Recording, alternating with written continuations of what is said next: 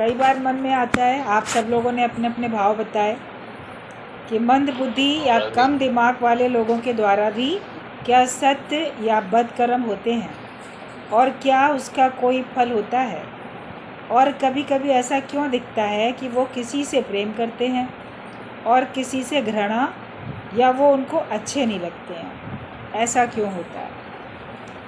मनुष्य शरीर में जो भी कोई आया है वो अपने कर्मानुसार ही आया है, और कर्मानुसार उसको इस जन्म में क्या क्या फल मिलने हैं वो उसके तय हैं।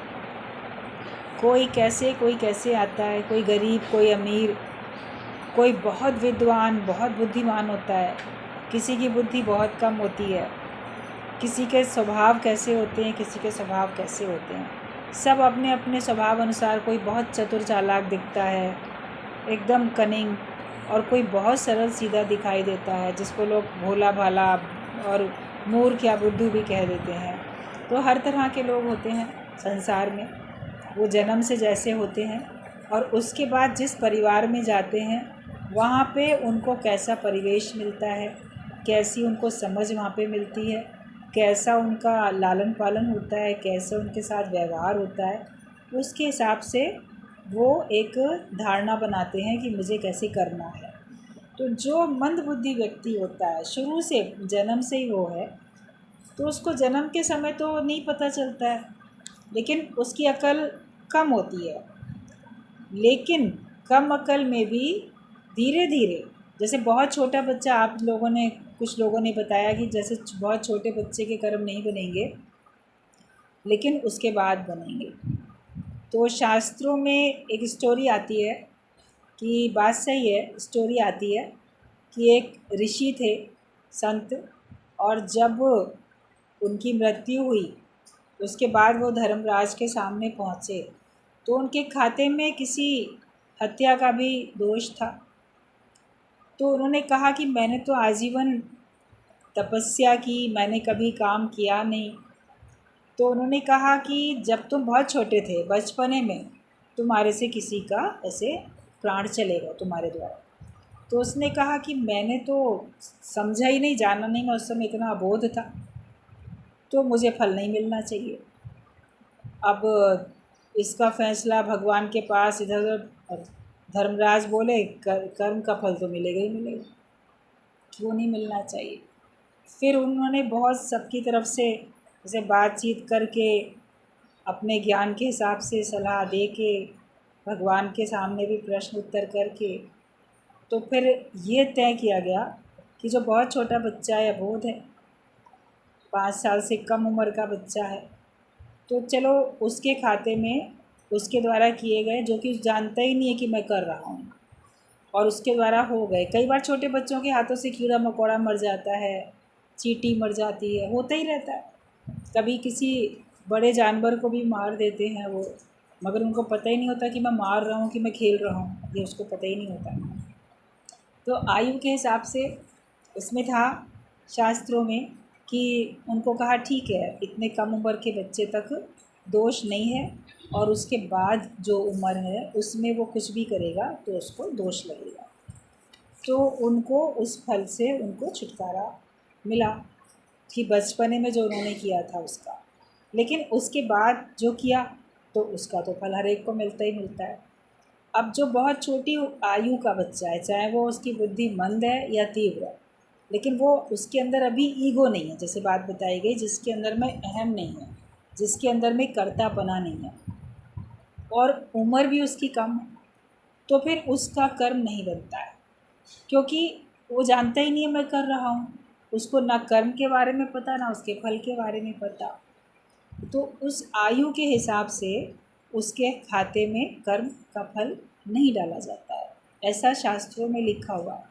लेकिन उसके आयु जब आपकी उससे बढ़ती है, आप 5 साल के हो गए, फिर 6 साल के, बच्चे तब समझने लगते हैं, उनको समझ होती है। जो मंदबुद्धि होता है उसको भी थोड़ी समझ होती है, ये मेरा है, ये तेरा है, उसको भी बात समझाई जाती है तो उसको बात समझ में आती है। कभी ज़िद करता है, नहीं समझता है, लेकिन फिर समझता है, तो उसके अंदर में भी ये भाव आ जाता है मैं कुछ हूँ। तो कहा जो जाने मैं कुछ करता, तबलक गर्भ जून में फिरता। तो जो जानता है मैं हूँ और मेरे से कुछ हो रहा है अच्छा या बुरा, तो उसका फल उसको मिलता है। आयु बढ़ती जाती है, उसकी बुद्धि कम है, बुद्धि धीरे धीरे बढ़ती है या नहीं बढ़ती है, लेकिन वो कर्म के बारे में नहीं जानता। कितनी भी बड़ी उम्र हो गई और वो कर्म के बारे में नहीं जानता, फल के बारे में नहीं जानता, मगर उसके द्वारा कर्म होते हैं। तो उसके द्वारा किए गए कर्मों का, अच्छे का या बुरे का, उसका फल फिर भी उसको मिलता है, क्योंकि अनजाने में किए हुए कर्मों का फल भी हमें मिलता है। एक होता है हम जानबूझ के कर्म करते हैं, एक होता है हम अनजाने में कर्म करते हैं। आप मंदबुद्धि नहीं हो, आप बुद्धिमान हो, फिर भी आपने कहीं अनजाने में आपने अपने हाथों से कहीं कोई चीज़ डाल दी, कहीं आपने मिर्च फेंक दी, कहीं टमाटर, कहीं भिंडी, कुछ आपके द्वारा सब्जियों में देखो, कभी आप देखते हो कि ये सही नहीं है, इसको लाओ, ऐसे फेंक देते हैं, तो आप मिट्टी में यूं ही फेंक देते हो।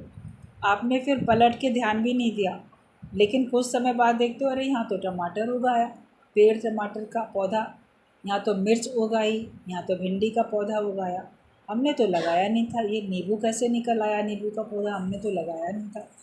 तो आपके द्वारा कभी वो बीज वहाँ गिर गया था, कभी वो बीज आपके हाथों से फिक गया था, जिसके बारे में आपको खुद भी पता नहीं था, लेकिन फिर भी उसका फल तो निकला। तो अनजाने में किए हुए कर्मों के फल हमको भोगने पड़ते हैं।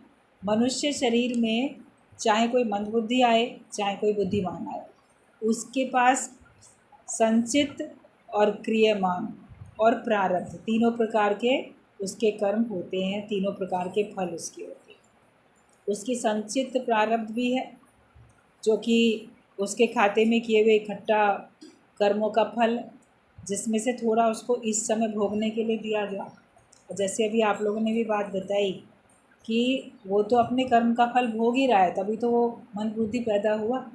कोई तो पिछले कर्मों का फल है भाई। आप बुद्धिमान जन्म लेते हो, दूसरा कम अकल में जन्म लेता है, तो कोई तो उसके कर्मों का फल है।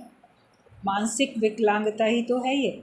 और किसी के शारीरिक विकलांगता होती है, कोई जन्म से अंधे होते हैं, जन्म से गूंगे बहरे होते हैं, किसी के जन्म से ही हाथ नहीं होते, पैर नहीं होते, या कोई और कमी होती है। तो ये सब पिछले किए हुए कर्मों के फल के हिसाब से होता है। तो वो तो फल भोग रहा है, तो वो तो उसकी जो संचित कर्मों का जो गठरी थी, उसमें से प्रारब्ध वाली में उसके खाते में लिखा हुआ है, तो भोग रहा है। लेकिन क्रियामान करने की स्वतंत्रता तो उसको मिली हुई है। मनुष्य जन्म में जो आता है उसको क्रियामान कर्म करने की स्वतंत्रता होती है, और वो कर्म करता है। उसके अंदर में भी है, मैं ऐसा नहीं करूँगा, मैं ये नहीं खाऊँगा, मैं ये पीऊँगा, मुझे ये चाहिए। वो भी तो ज़िद करता हुआ दिखता है ना आपको, तो उसके अंदर कर्म का कर्तापने का भाव है, तो कि मुझे ये करना है, मुझे ये नहीं करना है। उसको अच्छे बुरे की समझ नहीं होती, लेकिन उसको कर्म कर रहा हूँ इस बात की समझ तो होती है। तो अच्छे बुरे की समझ जिस परिवार में जहाँ वो रहता है वहाँ उसको मिलती है। तो अगर उसको अच्छा माहौल मिलता है तो उसके द्वारा अच्छे कर्म होते हैं। उसको भी कहेंगे हाथ जोड़ो, पूजा करो, भगवान का नाम लो, तो ये भी उसके कहीं ना कहीं उसके खाते में अच्छे कर्मों का फल आ रहा है। फिर कहीं वो भी देख रहा है ये ना मुझे प्यार करता है, तो वो भी उसको प्यार करता है। ये ना मेरे को प्यार नहीं करता, तो वो भी उसके उसके लिए द्वेष करता है, वो भी उससे नफ़रत करता है। तो वो उसका हिसाब किताब उसके द्वारा होता रहता है। कर्म जिस प्रकार के होते हैं उसी प्रकार के उसके फल होते हैं। आप लोगों ने, कई लोगों ने कहा कि उसको कर्म का फल मिलेगा लेकिन कम मिलेगा। तो कम और अधिक की बात उसकी भावना अनुसार होती है। जो जैसा भाव जगाए वो वैसा ही फल पाए। उसको कम मिलेगा या अधिक मिलेगा, ये परमात्मा की उसकी न्याय की उस पे प्रणाली पे निर्धारित होता है। भगवान के पास न्याय है, वो अन्याय कभी करते नहीं हैं, वो उनके पास हमेशा न्याय ही न्याय होते हैं। तो जो प्रश्न है कि मंद बुद्धि या कम दिमाग वाले लोगों के द्वारा भी क्या सत्य या बदकर्म होते हैं, तो उनके द्वारा भी अच्छे बुरे कर्म होते हैं। वो अच्छे बुरे कर्म दूसरे देखते हैं कि ये इसने अच्छा किया, ये इसने बुरा किया।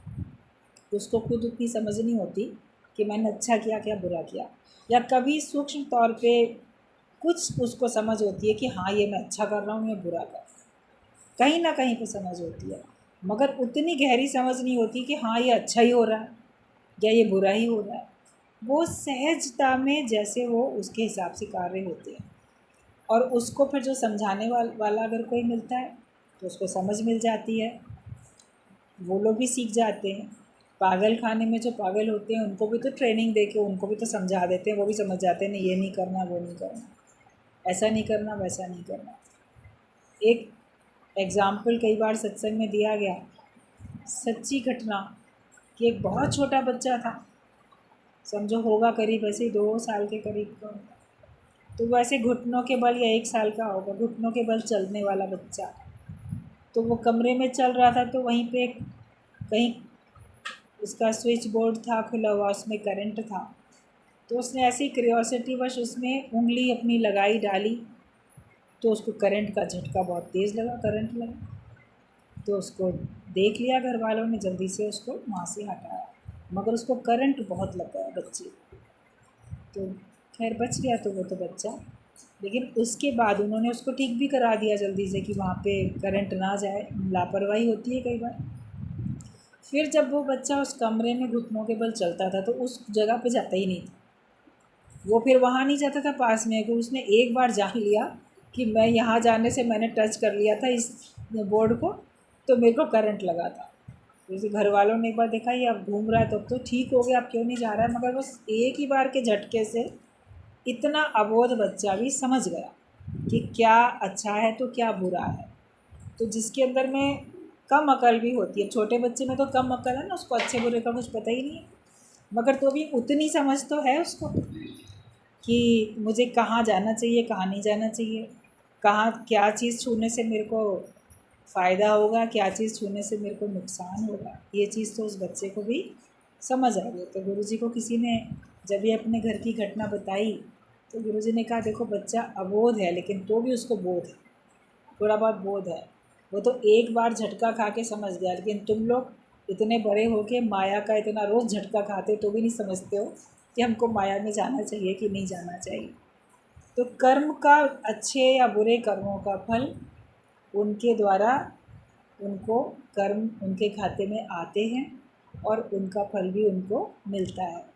और जैसा वाइब्रेशंस कोई किसी के लिए रखता है दूसरे के मन में भी वैसे ही वाइब्रेशंस आते हैं, चाहे वो जानवर हो, पशु पक्षी हो। जहाँ पे पशु पक्षियों को मार दिया जाता है तो वहाँ पे पक्षी भी अपना घोंसला नहीं बनाते हैं, और जहाँ पे जानवरों को बहुत डांटा दुत्कारा जाता है जिस व्यक्ति के द्वारा, वो फिर उसके पास नहीं जाते हैं, वो भी समझ जाते हैं कि ये जो है हमें डांटेगा, हमें मारेगा, उसको देखकर ही भाग जाते हैं। और जो प्यार करता है, अच्छी भावना रखता है, उसके पास चले आते हैं, जो भी पशु पक्षी होते हैं। तो जैसे पशु पक्षियों को भी इतनी समझ है, वो तो खैर बुद्धिमान होते ही हैं, लेकिन अबोध बच्चे को भी समझ होती है कौन मेरे संग अच्छा भाव रख के मेरे को प्रेम कर रहा है, कौन मेरे संग बुरा भाव रख के मेरे से नुकसान पहुंचा रहा है। तो जो कम अकल का व्यक्ति है उसको भी ये समझ होती है, हमारे अंदर वैसे भाव जग जाते हैं जो हमारे लिए दूसरा हमारे प्रति भाव रख रहा है। एक बार स्टोरी, कई ऐसी दृष्टांत बताए जाते हैं इस प्रकार के, सत्संग में कई बार चले हैं। तो एक कि एक सेठ था, तो उसके पास एक उसका मुनीम था, तो कभी सेठ हिसाब किताब उनके बही खाते चेक नहीं करता था, क्योंकि वो इतने साल से था, वो बहुत ईमानदार था। उसको ये सेठ को पता होता था कि ये हमेशा सही लिखता है, कभी हिसाब में कोई गड़बड़ करता नहीं है, कितने किस माल ख़रीदा गया, कितने का बेचा, कितने रुपए का प्रॉफिट हुआ, वो सब बही खातों में लिखा जाता है। मुनीम भी लिखता रहता था। कई साल बीत गए और एक बार किसी वजह से मुनीम के घर में पैसों की बहुत अधिक आवश्यकता थी, तो मगर उनके पास थे नहीं और वो खर्च करना उनके लिए बहुत ज़रूरी था। तो उसके घर वाले, उसके बच्चे, पत्नी, वो सब कहते हैं कि ले लो। तो कहता है कि मैं अपनी जो सैलरी थी वो मैं एडवांस में ले चुका, अपनी तनख्वाह, अब मैं और सेठ से उधार मांगूंगा तो वो नहीं देगा मुझे उधार, एक लिमिट तक ही तो उधार देगा, उससे अधिक वो मुझे उधार नहीं देगा। तो वो लोग कहते हैं कि अगर वो उधार नहीं देगा तो तुम्हारे पास सारा हिसाब किताब रहता है और तुम्हारे पास वो धन भी वहाँ पे रहता है, तो तुम उसी में से कुछ पैसा जितना हमें चाहिए निकाल के ले आओ, सेठ को क्या पता चलेगा। और फिर जब हमारे पास होगा तो हम उसमें वापस डाल देंगे। मतलब चोरी भी नहीं करनी है, लेकिन उठा के अभी वहाँ से उसको बिना बताए ले लो और हमारा काम चल जाएगा। और हम औरों से भी मांग रहे हैं उधार, फिर जहाँ से जैसे ही मिलेगा वैसे ही इसमें डाल देंगे। तो वो तो कभी भी इतने साल से तुम्हारा हिसाब चेक नहीं किया, तो आगे भी चेक नहीं करेगा। तो वो पहले तो नहीं मानता है कि नहीं ऐसा मैं नहीं कर सकता, मैं तो हमेशा एक ईमानदारी से ही करता हूँ। लेकिन चूँकि घरेलू आवश्यकता इतनी अधिक थी, तो उसके मन में आता है कि चलो जब घर के लोग इतना कह रहे हैं और सेठ भी कभी मेरे से हिसाब लेता ही नहीं है, धन जो होता है महीने भर बाद ही इकट्ठा मैं पैसा जाके उसको या जैसे भी रोज़ का दे आता हूँ, तो वो इतना चुपचाप रख लेता है। तो अभी तो है मेरे पास, तो मैं बता दूँगा भाई इतना नहीं, मैं उसी में से निकाल लूँगा। तो ये मन में ऐसे भाव रख के वो जाता है। जब वो अपने घर से निकलता है तो ऐसे भाव रख के निकलता है कि आज जाके मैं जो हूँ वहाँ से पैसा ले लूँगा बिना सेठ को बताए। और इधर इसने ऐसा मन में जब ख्याल रखा, तो सेठ के मन में अपने आप ऑटोमेटिक विचार आया कि इतने साल से ये काम कर रहा है और हमेशा हिसाब तो खैर ठीक रहता है, लेकिन मैंने कभी हिसाब चेक नहीं किया कि ये मुझे शाम को आके सही सही पैसे दे के जाता है कि नहीं दे के जाता है, कम देता है, क्या करता है। मैंने कभी हिसाब चेक नहीं किया, लेकिन चलो क्यों ना आज मैं हिसाब चेक ही करूँ, मैं भी देख लूँगा हिसाब कि ये सही सही देता है कि नहीं देता है। तो जब उसके मन में आया कि हम आज उसको पूरा हिसाब नहीं देंगे, तो इसके मन में आ गया आज हम हिसाब ले लेंगे। तो वो अपने घर से निकला मुनीम, सेठ अपने घर से निकला। लेकिन आधे रास्ते तक पहुँचते पहुँचते मुनीम के मन में आया कि सारी ज़िंदगी आज दिन तक तो नहीं दुराव छिपाव किया, ऐसा काम नहीं किया, तो आज फिर क्यों करूँ। मैं नहीं करूँगा, मैं सेठ को ही कह दूँगा, ज़रूरत है अगर वो दे देगा तो ठीक है, नहीं तो कहीं और से मांग लेंगे, वरना उस काम को हम अभी नहीं करेंगे। लेकिन मैं हिसाब जो है, हिसाब में गड़बड़ नहीं करूँगा। ऐसा से मुनीम के मन में आता है विचार। तो जब मुनीम के मन में ऐसा विचार आया तो बहुत निश्चिंत होके प्रसन्न मन से दुकान की तरफ जा रहा था। तब सेठ के मन में भी आधे रास्ते में विचार आया, आज दिन तक तो कभी हिसाब किताब ऐसा चेक किया नहीं है, आज जाके अगर मैं ऐसे वही खाते चेक करने लगूँगा तो ईमानदार मुनीम जो है उसको धक्का लगेगा, उसको दुख होगा। तो कभी मेरे हिसाब में गड़बड़ी रही ही नहीं, हमेशा मुझे सही सही मिला, तो मैं आज जाके क्यों हिसाब करूं। तो वो सेठ भी आधे रास्ते से वापस अपने घर लौट गए। तो इसका सिद्धांत ये है कि हम जिसके लिए जैसे भाव रखते हैं वो भी हमारे लिए वैसे ही भाव रखता है, और हम किसी के लिए अच्छे भाव रखते हैं तो वो भी हमारे लिए अच्छे भाव रखता है, हम बुरे भाव रखते हैं तो वो भी हमारे लिए बुरे भाव रखता है।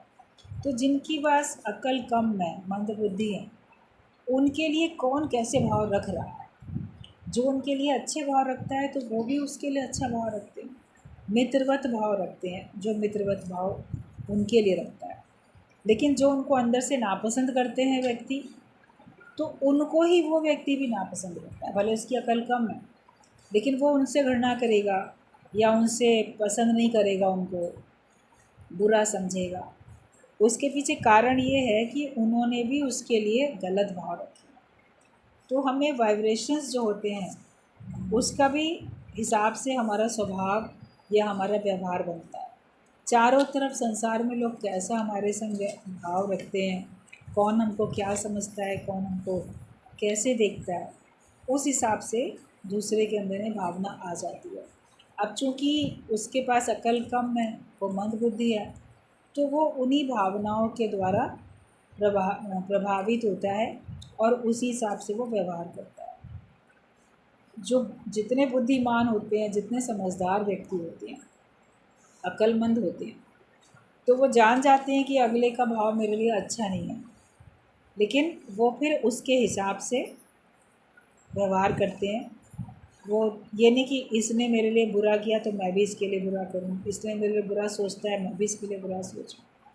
जो भी जितना विद्वान होता जाएगा, जितना ज्ञानवान होता जाएगा, वो दूसरे के वाइब्रेशन से नहीं चलेगा, वो अपने जो उसके स्वभाव हैं, जो उसके संस्कार हैं, जो उसके लिए उचित मार्ग है, वो उसी हिसाब से चलेगा। वो दूसरे के भावनाओं से गलत कर्म करेगा नहीं।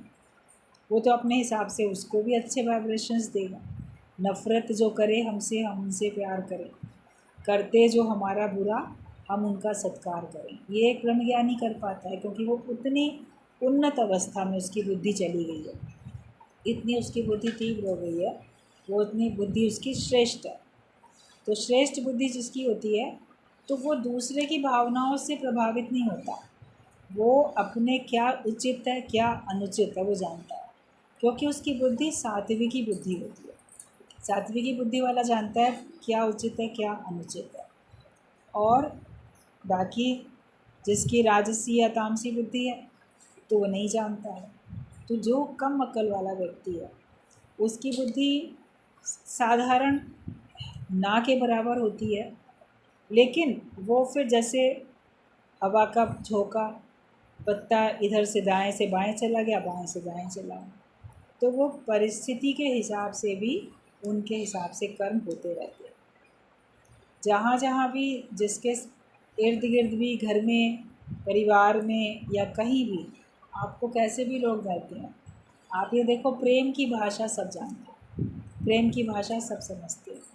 तो जो उनसे प्रेम करता है वो उनसे प्रेम करते हैं, जो उनसे नफ़रत करता है उनसे नफ़रत करते हैं।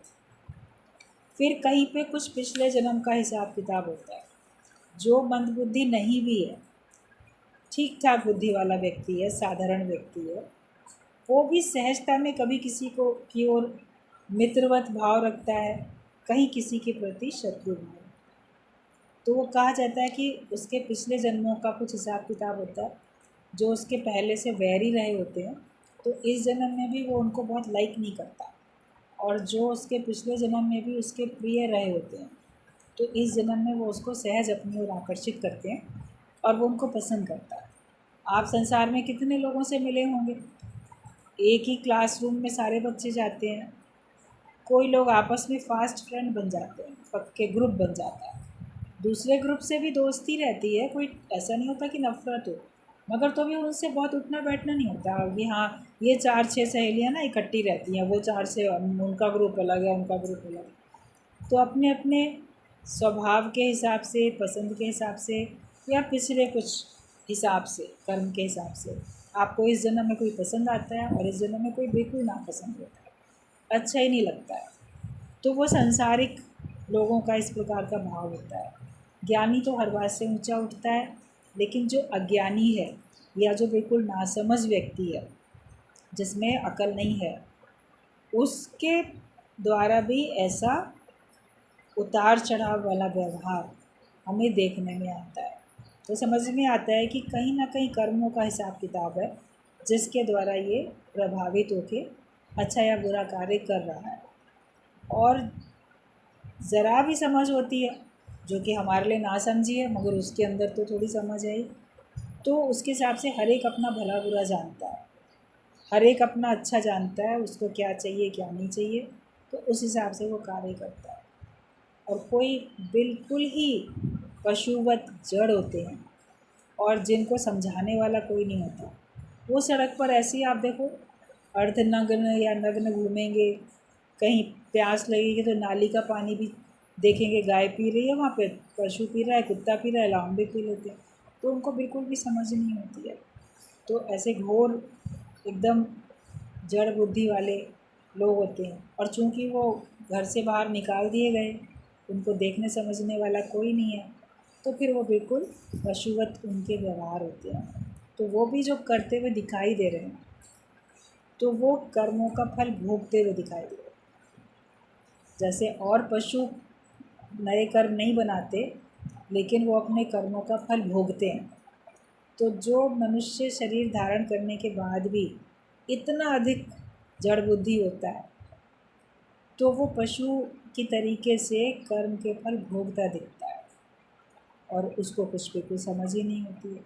कर्मों की गति बहुत गहन है, इसमें आप बहुत अंत तक नहीं जा सकते। हर शास्त्र में लिखा है कि कर्मों की गति बहुत गहन है, उसको आप पूरी गहराई से अंत उसका नहीं पा सकते हो, लेकिन हम उसको जितना समझ सकते हैं उतना समझ के दूसरों को भी बदकर्म करने से बचाएं, और खुद भी हम बदकर्म करने से बचें।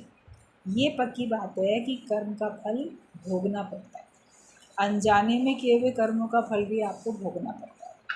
तो अनजाने में भी हमसे कोई कर्म ना, कहते सपने में भी हमसे गलती ना हो, जानबूझ के भी नहीं करें, सपने में भी हमसे कोई मिस्टेक ना हो, तो ये हमें सावधानी रखनी है।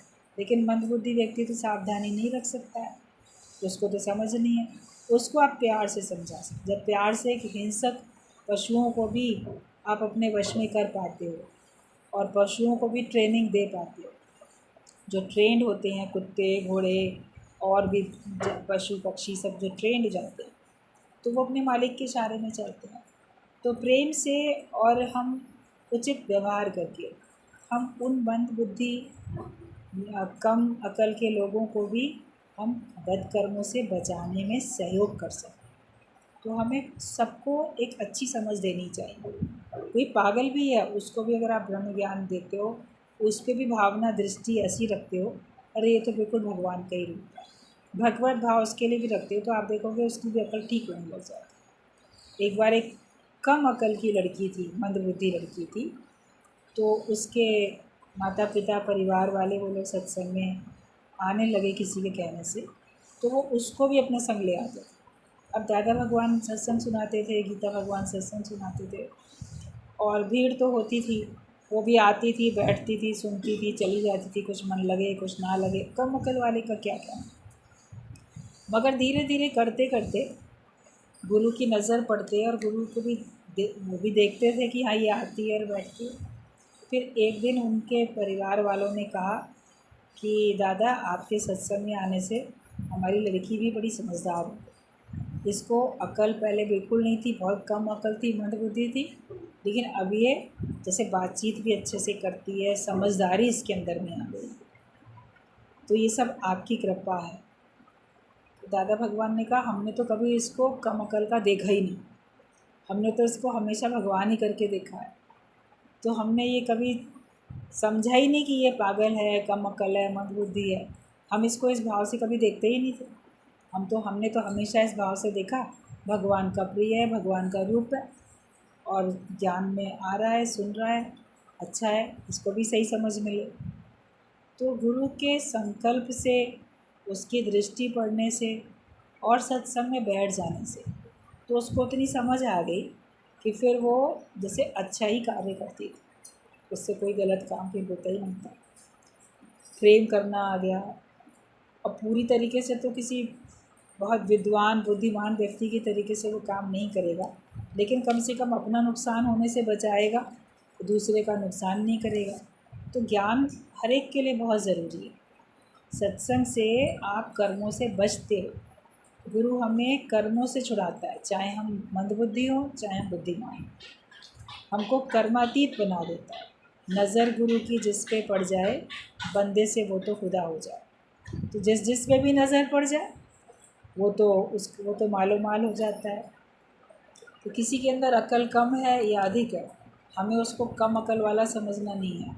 आप अपने को समझो कि अगर मैंने भगवान को नहीं पाया इस जन्म में, तो मैं ही कम अकल हूँ, मैं ही मंदबुद्धि हूँ। कहते परमात्मा अगर नहीं पाया, मोक्ष अगर नहीं पाया इस जन्म में, तो तुमने कुछ नहीं किया, फिर तुम्हारी अकल सब एक तरफ है। भगवान कृष्ण ने कहा है कि चतुर वही है, स्याना वही है जो अपना काम उतार के बैठता है। तो जो समझदार व्यक्ति उसी को कहा जाएगा जिसने ज्ञान पक्का करके अपना मोक्ष कर लिया, आवागमन के चक्कर से अपने को छुड़ा लिया, वो ही समझदार है। बाकी तो सारे ही कम अकल। हम किसको बोलें कि वो कम अकल है कि ज़्यादा अकल वाला है। और फिर मंदा किसनु आखिए जब है ही करता है। हम किसको कम समझें जब है ही भगवान, भगवान ही इसी रूप में है। तो हम तो जो ज्ञानवान लोग हैं उनकी दृष्टि में तो वो भी भगवान का एक रूप होना चाहिए। नाना रूप धरे बहुरंगी, भगवान अनेक रूप धारण करके आता है और अनेक प्रकार की लीलाएं करता है। ब्रह्मज्ञानी की दृष्टि में मंदबुद्धि या कम अक्ल वाले व्यक्ति के द्वारा जो भी व्यवहार होते हैं, वो समझता है भगवान इस रूप में लीला कर, ये भी परमात्मा की एक लीला, ये भी उसका एक तरीका है। उसकी दृष्टि में भगवान के अलावा कुछ और होता ही नहीं है। इसलिए उसके कोई कर्म नहीं बनते। अगर आप सब तरह भगवान करके देखोगे तो आपका कोई कर्म नहीं बनेगा। कुछ चाहोगे नहीं, कुछ आप सोचोगे नहीं तो आपके खाते में कोई कर्म नहीं है, क्योंकि आपके अंदर की मैं गुम हो जाती है, आपका ईगो जो है वो ख़त्म हो जाता है। और ज्ञान में आने के बाद अपना भी अहम ख़त्म हो, गुम हो, और हर एक के अहम को, किसी के अहम को ज्ञान से तो किसी के अहम को प्रेम से आप मिटा सकते हो, दूर कर सकते हो। जैसे एक लाइन है तो किसी लाइन को आप डस्टर से मिटा के या छोटा कर सकते हो, या उसके आगे बड़ी लाइन खींच के भी उसको छोटा कर सकते हो। अलग अलग बात होती है। तो जिनको ज्ञान समझ में नहीं आता, प्रेम तो उनको भी समझ में आता है।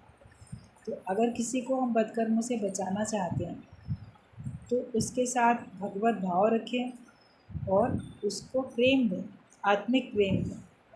तो प्रेम में सबका मन सध जाता है, प्रेम में सबका मन मगन हो जाता है, और उसके अंदर का जो कर्तापना था, जो अहम था, अहम भूल जाता है। प्रेम से भूले देह अध्यास, प्रेम से अहंकार भूल जाता है, प्रेम से देह अध्यास भूल जाता है। तो फिर कार्य तो उसके द्वारा भी होते हुए दिखते हैं। ब्रह्म ज्ञानी के द्वारा तो बहुत कार्य होते हुए दिखाई देते हैं। क्या ब्रह्म ज्ञानी केवल आँख बंद करके समाधिस्थ होकर बैठा है, उसके द्वारा आपको बहुत काम होते हुए दिखेंगे। या कभी किसी को डांटता, क्रोध करता भी दिखेगा, तो क्या उसका बदकर्म बन रहा है? तो ना उसका सत्कर्म बनता है ना उसका बदकर्म बनता है, क्योंकि वो अपना आप जान के उससे भगवान कार्य लेता है, वो भगवान का यूज़फुल हैंडल बन जाता है। लेकिन जिसके अंदर में ज्ञान नहीं है, क्योंकि ज्ञान भया तो कर्म ही नाश, जिसके अंदर ज्ञान नहीं है उसके कर्म अवश्य बनेंगे। मंदबुद्धि या पागल या कम अकल वाले व्यक्ति के अंदर में ब्रह्म ज्ञान अगर नहीं है तो उसके तो कर्म बनेंगे ही बनेंगे, और कर्म बन के खाते में भी फल आएगा, वो उसको भोगना भी पड़ेगा। तो भोगे बिन छूटे नहीं कर्म गति बलवान। लेकिन अभी जैसे किसी ने कहा शूली से कांटा हो जाता है, तो जब भगवान की कृपा होती है, जब गुरु की कृपा होती है, तो ज़रूर शूली से कांटा हो जाता है। तो हमें मोटे तौर पे ये समझना चाहिए कि चाहे कोई मंदबुद्धि हो, कम दिमाग वाला हो या अधिक दिमाग वाला हो, सत और बदकर्म उसके द्वारा जो होते ही हैं, जानबूझ के करो या अनजाने में करो, उनके फल उसको मिलते ही हैं, उसको भोगने पड़ते ही हैं। और वो किसी को अच्छा या बुरा अगर समझ रहा है तो इस वजह से कि उसके साथ जो लोग जैसे भाव रख के व्यवहार करते हैं उसी भावना से वो चलते। अभी भी जैसे आप लोगों ने बताया कि लड़की समझदार नहीं है, बिल्कुल भी कम अकल की है, लेकिन तो भी वो देखती है उसकी माँ या परिवार वाले जिसको बुरा कह रहे हैं वो भी उसी को जाके बुरा कह के आएगी, और जिसको अच्छा कह रहे हैं तो उसको अच्छा कह के आएगी। उसको ये नहीं पता कि मुझे उसको कहना चाहिए कि नहीं कहना चाहिए। उसने जैसा सुना और वैसे ही समझा कि हाँ ये ख़राब है तो ख़राब ही है, अपनी अकल थोड़ी लगा रही है वो, क्योंकि उसके अंदर में मंदबुद्धि अकल नहीं। तो जैसा माहौल होता है उसके हिसाब से वो व्यवहार करती है। तो संसार में ऐसे ही होता है, लेकिन कर्म का फल मिलता है, इसलिए कर्मों के प्रति सुजाग रहना है। और वो इस जन्म में अपने पुराने कर्म के फल के हिसाब से कम अकल लेके आए हैं दुनिया में। जब उनकी आयु पूरी होती है फिर उनको किसी और प्रकार का मिलता है। तो इस जन्म में भी जो उन्होंने क्रियमान कर्म कर लिए वो भी तो उनके संचित वाले में चले जाते हैं, और उसके बाद से उनको फल मिलता है। हर एक को अच्छा ही करना चाहिए, अच्छा ही बोलो, अच्छा ही सोचो, अच्छा ही करो। और अगर बुरा मत देखो, बुरा मत बोलो, बुरा मत कहो, कहो नहीं, देखो नहीं, बुरा सुनो नहीं, और बुरा सोचो नहीं। मन से भी तो कर्म बनते हैं ना। कभी कोई मन में ही दुखी सुखी होता रहता है तो मन से कर्म बनाता रहता है। तो कर्मों की गति बहुत गहरी है, उतनी बहुत गहराई में आपकी बुद्धि वहाँ तक जा नहीं सकती है। जहाँ तक बुद्धि जा सकती है वहीं तक हम लोग को समझ जाना चाहिए कि हमको हर एक के साथ अच्छा व्यवहार करना है, ताकि दूसरा भी अच्छा व्यवहार करे और दूसरा अच्छा सोचे, हमारी वजह से दूसरे के बदकर्म ना बने। ये अगर आप समझदार हो तो आप ये कोशिश करो। कि हमारी वजह से किसी दूसरे के बदकर्म ना बने, हमारी वजह से कोई दुखी ना हो, हमारी वजह से कोई परेशान ना हो। और हर एक को दो सत्संग का मार्ग दिखाओ, हर एक को दो तो ब्रह्म ज्ञान दो, हर एक को दो तो निस्वार्थ प्रेम दो। उससे सब अच्छाई की तरफ ही बढ़ेंगे। प्रेम ऐसी चीज़ है जो मनुष्य को बहुत अच्छा बना देती है, और जब प्रेम में कमी होती है तभी आप कोई बदकर्म करते हो, तभी आप गलत रास्ते पे जाते हो। प्रेम में कमी होती है, जिसके अंदर प्रेम है वो तो मगन रहेगा, वो तो खुश रहेगा। अपने अपने कर्मों को हम लोग देखें और दूसरे के कर्म को भी समझ जाएं कि कोई कर्मों का फल होगा जिसको आज अकल कम है, तो मैं ऐसे कोई बदकर्म ना करूँ। वो भी तो आपको शिक्षा दे रहा है ना। कम अकल वाला व्यक्ति भी, उसको देख के आपको सुजागी मिल रही है, शिक्षा मिल रही है कि मेरे से ऐसा कोई काम ना हो जाए कि कल को मुझे वैसा बनना पड़े।